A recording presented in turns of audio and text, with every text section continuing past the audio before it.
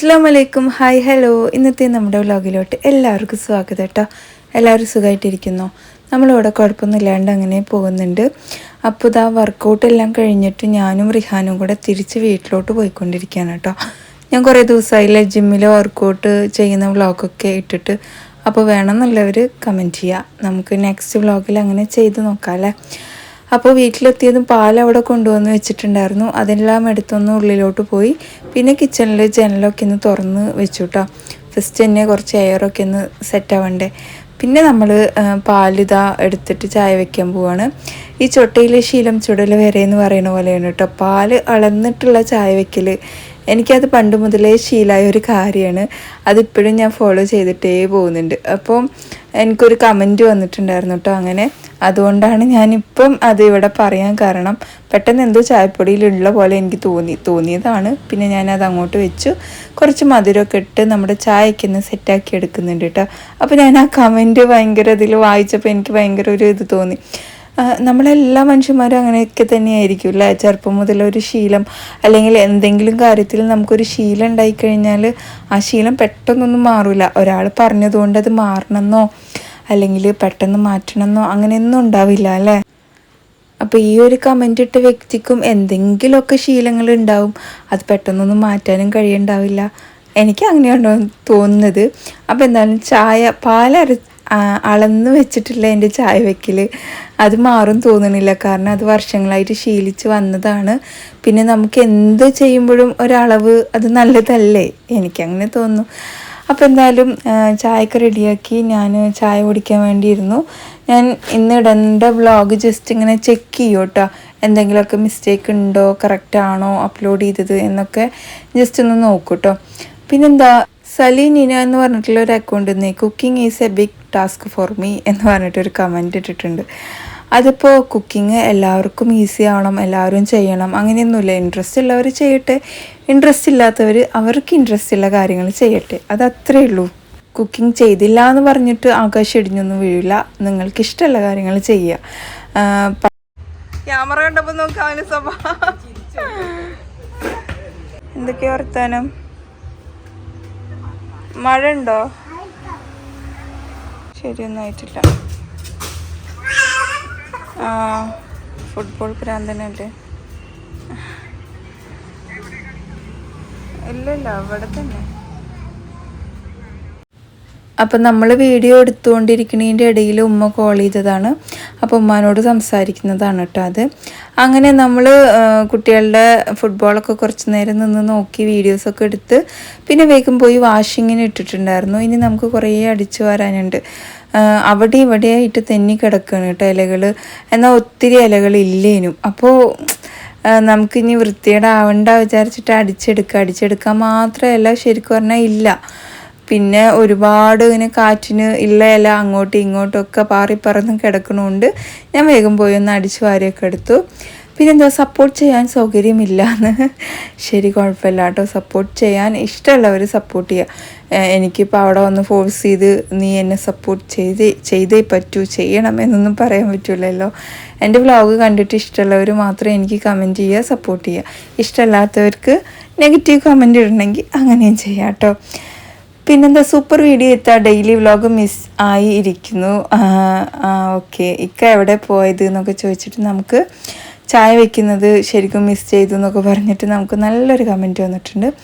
ചായ വയ്ക്കുന്നത് മിസ് ചെയ്തു അല്ലേ. നമ്മൾ കാര്യമായിട്ട് നോമ്പിന് റെസിപ്പി മാത്രമല്ലേ ഫോക്കസ് ചെയ്തത്, അതുകൊണ്ടാണ്.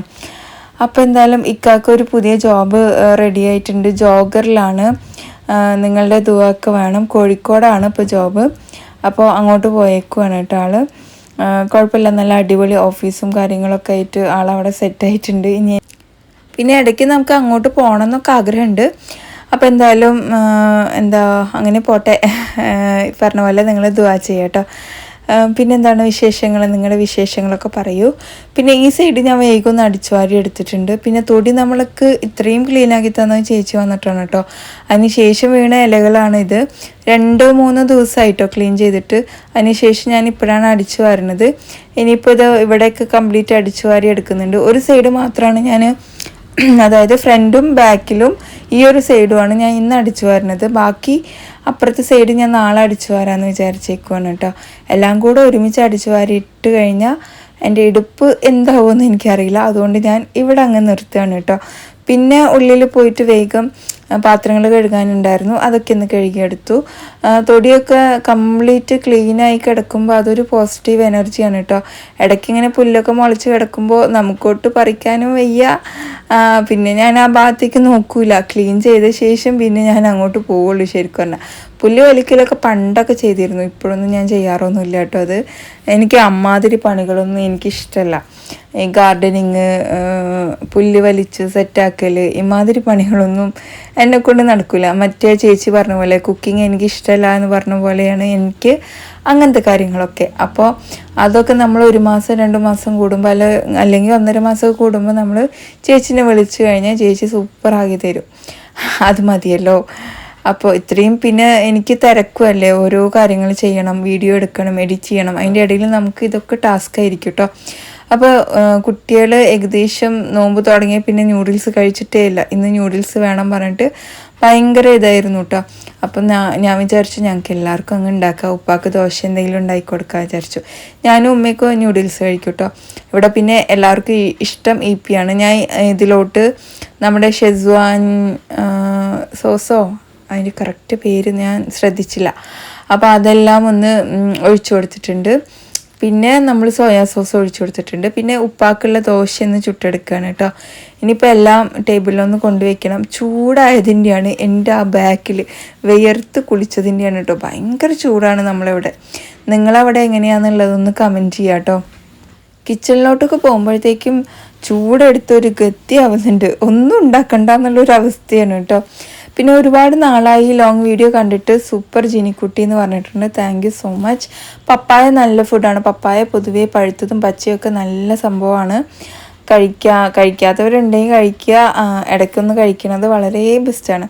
അപ്പോൾ ഞാൻ പ്ലേറ്റുകളൊക്കെ ഒന്ന് കൊണ്ടുവച്ചു. അതിന് ശേഷം ദോശ ഉണ്ടാക്കിയെടുത്തിട്ടുണ്ട് ഉപ്പാക്ക് കൊടുക്കാൻ വേണ്ടിയിട്ട്. പിന്നെ നമ്മൾ നൂഡിൽസും റെഡിയാക്കിയിട്ട് ഞാൻ ആദ്യം വലിയൊരു പാത്രം കൊണ്ടുവന്ന് വെച്ചു കേട്ടോ.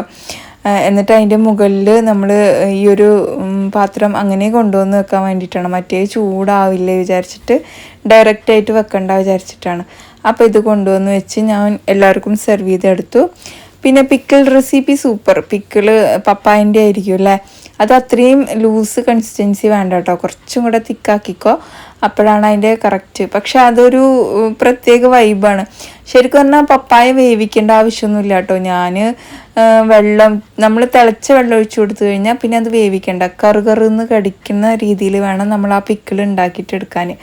അപ്പോൾ പപ്പായ സോഫ്റ്റ് ആവാനേ പാടില്ല. അപ്പോൾ നല്ല ടേസ്റ്റാണ് കേട്ടോ കഴിക്കാൻ. എൻ്റെ കയ്യിൽ പപ്പായ ഇച്ചിരി സോഫ്റ്റായിപ്പോയി, ഞാനത് തിളപ്പിച്ചത് കൊണ്ടാണ് കേട്ടോ. ചേച്ചി കറി റെസിപ്പി സൂപ്പർ, താങ്ക് യു. നിങ്ങൾ ഉണ്ടാക്കി നോക്കിയിട്ട് എന്തായാലും ഫീഡ്ബാക്ക് അറിയിക്കാതിരിക്കരുത്. ഓക്കെ. അങ്ങനെ റിഹാന് വെള്ളവും കാര്യങ്ങളൊക്കെ കൊണ്ടുവച്ചു. പിന്നെ ഞാനും റിഹാനും കൂടെ എന്താ പറയുക, ജിമ്മ് കഴിഞ്ഞ് വന്നപ്പോൾ കയറി വാങ്ങിച്ചതാണ് കേട്ടോ തണ്ണിമത്തൻ.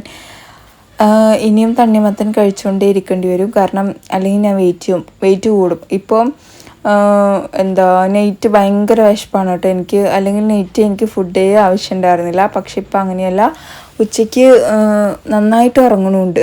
അതും വല്ലാത്തൊരു ഹാബിറ്റായി വന്നിട്ടുണ്ട്. ഇനി അതെല്ലാം ഒന്ന് സെറ്റാക്കി എടുക്കണം. അങ്ങനെ ഫുഡൊക്കെ കഴിച്ച് കഴിഞ്ഞിട്ട് നമ്മൾ ടാബ്ലറ്റ് എടുത്തു. ഏകദേശം ഒരു ബോട്ടിൽ നിറയെ ടാബ്ലറ്റ് തന്നിട്ടുണ്ട്. അത് കഴിയണ വരെ കുടിക്കേണ്ടി വരും. കാൽസ്യം അല്ലേ, പണ്ട് കാൽസ്യത്തിൻ്റെ ടാബ്ലറ്റ്, അതായത് പ്രഗ്നൻസി ടൈമിൽ കാൽസ്യത്തിൻ്റെ ടാബ്ലറ്റ് തന്ന സമയത്തൊന്നും ഞാൻ കുടിച്ചിട്ടുണ്ടായിരുന്നില്ല. ഞാൻ കളയുമായിരുന്നു കേട്ടോ, എന്നെക്കൊണ്ട് പറ്റുകയുണ്ടായിരുന്നില്ല. വലിയ വലിയ ടാബ്ലറ്റ് കുടിക്കണ്ടേ. അതിൻ്റെയൊക്കെ പ്രശ്നമായിരിക്കും ഞാനിപ്പോൾ അനുഭവിച്ചുകൊണ്ടിരിക്കുന്നത്, എൻ്റെ എല്ലിനും പല്ലിനും ഒന്നും ബലമില്ലാത്തത്. അപ്പോൾ എന്തായാലും ഞാനതിപ്പോൾ കുടിച്ചുകൊണ്ടിരിക്കുന്നുണ്ട്. പിന്നെ പാത്രങ്ങളൊക്കെ കഴുകി അവിടേക്ക് ഒന്ന് കൊണ്ടുപോയി വെച്ചിട്ടുണ്ട്. പിന്നെ ഇഫ്താർ ഈദ് ടൈമിലൊക്കെ സ്വയമാണോ എല്ലാം കുക്ക് ചെയ്തത്, ആരും ഹെൽപ്പ് ചെയ്തില്ലേ എന്നൊക്കെ പറഞ്ഞിട്ട് നമ്മളോട് ഒരു ക്വസ്റ്റ്യൻ ചോദിച്ചിട്ടുണ്ടായിരുന്നു. പൊതുവേ കുക്കിംഗ് ടൈമിൽ എന്നെ ഹെൽപ്പ് ചെയ്യാൻ ആരെങ്കിലും വന്നു കഴിഞ്ഞാൽ അവിടെ മൊത്തം കോളമായി മാറും. അതായത് എനിക്ക് കട്ടിങ്, ഇഞ്ചി വെളുത്തുള്ളി നന്നാക്കി തരൽ, ഉള്ളി നന്നാക്കി തരൽ, ഇങ്ങനത്തെ കാര്യങ്ങളൊന്നും കുഴപ്പമില്ല. പക്ഷേ കിച്ചണിൽ സ്റ്റൗവിൻ്റെ അവിടെ ആരെങ്കിലും വന്നു കഴിഞ്ഞാൽ പിന്നെ എനിക്ക് സ്പീഡ് കിട്ടില്ല. മറ്റേ ഞാൻ തനിച്ചാവുമ്പോൾ എനിക്ക് ഭയങ്കര സ്പീഡായിരിക്കും. പെട്ടെന്ന് ഞാൻ ചെയ്യാൻ ഉദ്ദേശിച്ച കാര്യങ്ങളൊക്കെ ഞാൻ വിചാരിച്ച ടൈമിനെക്കാട്ടിലും ചിലപ്പോൾ മുന്നിൽ തന്നെ കഴിയും ചെയ്യും കേട്ടോ. അപ്പോൾ ഇതിനൊക്കെ കംപ്ലീറ്റ് ഞാൻ തന്നെയാണ് കുക്ക് ചെയ്തത്.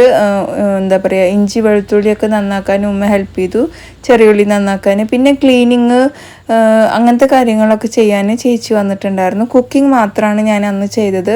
ടാസ്ക് തന്നെയാണ് കുക്കിങ്ങും പാക്കിങ്ങും ഞാൻ ചെയ്തിട്ടുണ്ടായിരുന്നു. ടാസ്ക് തന്നെയാണ് കുക്കിംഗ് ആണെങ്കിലും ക്വാണ്ടിറ്റി ഒരുപാട് വയ്ക്കുമ്പോൾ. പക്ഷേ ഒരാൾ ഹെൽപ്പ് ചെയ്യുമ്പം എനിക്കത് സെറ്റാവില്ല. അതുകൊണ്ടാണ് ഞാൻ തനിച്ച് ചെയ്യുന്നത്. അത് ഞാൻ ഒരുപാട് വ്ളോഗിൽ പറഞ്ഞിട്ടുണ്ട്. പിന്നെ നമ്മളോട് അങ്ങനത്തെ ക്വസ്റ്റ്യൻസ് ചോദിച്ചുകൊണ്ടേയിരിക്കുന്നുണ്ട്. ഓക്കെ, പറഞ്ഞ പോലെ എല്ലാവർക്കും ഇഷ്ടമുള്ള പരിപാടിയൊന്നുമല്ല ഈ കുക്കിംഗ് എന്ന് പറയുന്നത്.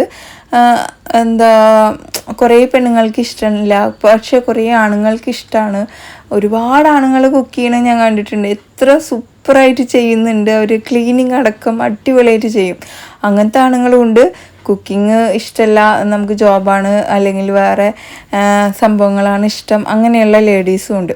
അപ്പോൾ അതൊക്കെ അവരുടെ വഴിക്ക് അങ്ങ് പോട്ടെ അല്ലേ. പിന്നെന്താണ്, കുറേ സൂപ്പർ അടിപൊളി ഇങ്ങനെയൊക്കെ വന്നിട്ടുണ്ട് കേട്ടോ നമുക്ക്. പിന്നെന്താ, നമ്മുടെ കഹാനിയെക്കുറിച്ച് ഒരാളൊരു കമൻറ്റ് പറഞ്ഞിട്ടുണ്ടായിരുന്നേ, ഇതിൽ നിങ്ങൾ മാത്രമല്ലല്ലോ വേറെ ആളുകളും ഇല്ലേ പാർട്ട്നേഴ്സായിട്ട്, എന്നിട്ട് അവരുടെ പേര് പോലും പറയുന്നില്ലല്ലോ എന്ന്. ഞാൻ ഒരിക്കലും എൻ്റെ മാത്രം കഹാനി എന്ന് പറഞ്ഞിട്ടില്ല. ഞാൻ നമ്മുടെ കഹാനി എന്ന് മാത്രമേ ഉള്ളൂ ഏതൊരു വ്ളോഗിലും പറഞ്ഞിട്ടുള്ളത്. അതിൻ്റെ ഒരു പ്രൊമോഷൻ വീഡിയോയിലടക്കം ഞാൻ നമ്മുടെ കഹാനിയിലുണ്ട്. നമ്മുടെ മീൻസ് ഞങ്ങളുടേന്ന് മാത്രമല്ല, എല്ലാവരുടെയും, ഈ കാണുന്ന ആൾക്കാരുടെയും ഒക്കെയാണ് ഈ കഹാനി എന്ന് പറയുന്നത്. അല്ലാണ്ട് എൻ്റെ മാത്രമല്ല. അപ്പോൾ എന്തായാലും നെഗറ്റീവ് പറയാൻ ഭയങ്കര എളുപ്പമാണ് ഓരോരുത്തർക്കും, പോസിറ്റീവായിട്ട് പറയാൻ ഭയങ്കര ബുദ്ധിമുട്ടായിരിക്കും. നമ്മൾ എന്ത് കാര്യം ചെയ്യുമ്പോഴും അതിൽ പോസിറ്റീവ് കേൾക്കുക എന്ന് പറയുന്നത് ഭയങ്കര ടാസ്ക്കുള്ള പരിപാടി തന്നെയാണ് അല്ലേ. എന്നെ സംബന്ധിച്ച് എനിക്ക് ഒരുപാട് എക്സ്പീരിയൻസ് ഉണ്ടായിട്ടുണ്ട് കേട്ടോ അതിൽ. ഈ പറയുന്നവർ നമ്മൾ ചാനൽ തുടങ്ങിയ സമയത്തൊക്കെ ഉണ്ടല്ലോ, കുറേ ആൾക്കാർ എന്നോട് നെഗറ്റീവ് പറഞ്ഞിട്ടുണ്ട്, നീയൊന്നും എവിടെ എത്തൂല എങ്ങനെ എന്നുള്ളത്. പക്ഷേ നമ്മൾ കുറച്ചെങ്കിലും റീച്ച് ആവാൻ തുടങ്ങിയ സമയത്ത് ഈ നെഗറ്റീവ് പറഞ്ഞ കുറച്ചെങ്കിലും ആൾക്കാർ അവരുടെ വായിന്ന് പോസിറ്റീവ് ഞാൻ കേട്ടിട്ടേ ഇല്ല കേട്ടോ. പിന്നെ അതിനെക്കുറിച്ചൊരു മൈൻഡേ ഉണ്ടാവില്ല. അത് പോട്ടെ അല്ലേ, അവരുടെ നെഗറ്റീവും പോസിറ്റീവും അല്ലല്ലോ നമ്മുടെ, അല്ലെങ്കിൽ ഓരോരുത്തരുടെയും വിജയം ആരുടെയും നെഗറ്റീവും പോസിറ്റീവും അല്ല, അവരുടെ എഫേർട്ട് മാത്രമാണ് കേട്ടോ. എനിക്കങ്ങനെ തോന്നിയിട്ടുണ്ട് പലപ്പോഴും. നിങ്ങളുടെ അഭിപ്രായങ്ങൾ കമൻറ്റ് ചെയ്യുക. നമ്മൾ എത്രത്തോളം എഫേർട്ട് എടുക്കുന്നോ അത്രത്തോളം നമ്മൾ മുന്നോട്ട് പോകും. അതേപോലെ തന്നെയാണ് ടൈം മാനേജ്മെൻറ്റ് എന്ന് പറയുന്ന ഒരു സംഭവം. നമ്മുടെ ലൈഫിലൊരു ഡിസിപ്ലിൻ വെച്ച് കഴിഞ്ഞാൽ പിന്നീട് അങ്ങോട്ട് നമ്മുടെ ഉയർച്ചയിൽ അത് കാണാൻ പറ്റും. ആ ഒരു ഡിസിപ്ലിൻ വന്നു കഴിഞ്ഞാൽ, അതായത് ഓരോന്നിനും ഓരോ ടൈം, അത് സ്വയം എക്സ്പീരിയൻസ് ചെയ്ത ഒരാൾ എന്ന നിലയിൽ തന്നെയാണ് ഞാൻ സംസാരിക്കുന്നത്. എന്നോട് പലരും ചോദിക്കാറുണ്ട് എങ്ങനെയാണ് എല്ലാം മാനേജ് ചെയ്യാൻ പറ്റുന്നതെന്നുള്ളത്. ഞാൻ രാവിലെ എണീച്ച് കഴിഞ്ഞാൽ റെസിപ്പി കാര്യങ്ങളൊന്നും ഞാൻ ചിലപ്പോൾ ഡിസൈഡ് ചെയ്തിട്ടുണ്ടാവില്ല. പക്ഷേ ഇത്ര മണിക്ക് എൻ്റെ രാവിലത്തെ കാര്യങ്ങൾ കഴിയണം, ഇത്ര മണിക്ക് എൻ്റെ ഉച്ചക്കലത്തെ കാര്യങ്ങൾ കഴിയണം, അതൊരു 90% ഞാൻ ചെയ്തെടുക്കാറുമുണ്ട്. വെറുതെ പ്ലാൻ ചെയ്തിട്ട് കാര്യമില്ല. മറ്റേ കുട്ടി പറഞ്ഞ പോലെ പ്ലാനിങ് ഡെയിലി നടക്കുന്നുണ്ട്, പക്ഷേ എന്ന് പറഞ്ഞ പോലെ വെറുതെ നമ്മൾ പ്ലാൻ ചെയ്തിട്ട് കാര്യമില്ല. അത് നമ്മൾ സെറ്റാക്കാനുള്ളൊരു മെൻ്റൽ ഇത് നമുക്ക് തന്നെ വേണം കേട്ടോ. അപ്പോൾ എന്തായാലും ഞാനിതാ ഈ പറഞ്ഞ പോലെ ഉള്ളിയും തക്കാളിയും ഇതെല്ലാം ഒന്ന് ക്ലീൻ ചെയ്തിട്ട് എടുക്കുകയാണ്. കുറച്ച് മീനുണ്ടായിരുന്നു, അതിനൊന്നും മുളകിട്ടെടുക്കണം ലഞ്ചിന്, അതാണ്. പിന്നെ ഇന്നലെ ഉണ്ടാക്കിയ എല്ലാ ഡിഷും ബാക്കിയുണ്ട് കേട്ടോ. അപ്പോൾ ഞാൻ ഇന്ന് അത് ഫ്രിഡ്ജിൽ വെച്ചിട്ടുണ്ടായിരുന്നു, അത് ചൂടാക്കിയിട്ട് അത് കഴിക്കാമെന്ന് വിചാരിച്ചു കേട്ടോ. പിന്നെ ഇതാ ചെറിയുള്ളിയൊക്കെ ഒന്ന് നിറയെ നന്നാക്കി എടുക്കുന്നുണ്ട്. തക്കാളിയും എല്ലാം ഒന്ന് കഴുകിയെടുത്ത് നമ്മളിതാ മിക്സിയുടെ ജാറിലോട്ട് ഇട്ട് കൊടുക്കുകയാണ് കേട്ടോ. 2 തക്കാളി എടുത്തിട്ടുണ്ട്. അപ്പോൾ മിക്സിയുടെ ജാറിൽ ഇട്ട് കൊടുത്തിട്ട് ഞാൻ ഇതിലോട്ട് തന്നെ പുളിയും ചേർത്ത് കൊടുക്കുന്നുണ്ട്. 1 സ്പൂൺ ഇഞ്ചി വെളുത്തുള്ളി പേസ്റ്റും ചേർത്ത് കൊടുക്കുന്നുണ്ട്. ഇനി നന്നായിട്ട് അരച്ച് കൊണ്ടുവരണം. അപ്പോഴത്തേക്കും മൺചട്ടി വെച്ച് കൊടുത്തിട്ടുണ്ട്. ഇച്ചിരി എണ്ണ ഒഴിച്ചു കൊടുക്കുക. ഉലുവ ജീരകം ചേർത്ത് കൊടുക്കുന്നുണ്ട്. ഇനി നമുക്ക് അരച്ച് വെച്ച ആ ഒരു മിക്സ് ഇതിലോട്ടങ്ങ് ചേർത്ത് കൊടുക്കാം. ഇതിൽ തന്നെ കുറച്ച് വെള്ളം ആക്കിയിട്ട് വെച്ചോളൂ. ഇനി നന്നായിട്ടൊന്ന് വഴറ്റിയെടുത്ത ശേഷം 2 പച്ചമുളക് ചേർത്ത് കൊടുക്കുന്നുണ്ട്. പിന്നെ തന്നെ നമ്മൾ പൊടികൾ ഇവിടെ മാറ്റി വെച്ചിട്ടുണ്ടായിരുന്നു. കാശ്മീരി ചില്ലി പൗഡർ, അതുപോലെ കുരുമുളക് പൊടി, മഞ്ഞൾപ്പൊടി, കുറച്ച് മല്ലിപ്പൊടി, ഉപ്പും ചേർത്ത് കൊടുത്തിട്ടുണ്ട്. നന്നായിട്ട് ഇളക്കിയിട്ട് ഈ പൊടികളുടെയൊക്കെ പച്ചമണമൊക്കെ ഒന്ന് മാറട്ടെ കേട്ടോ.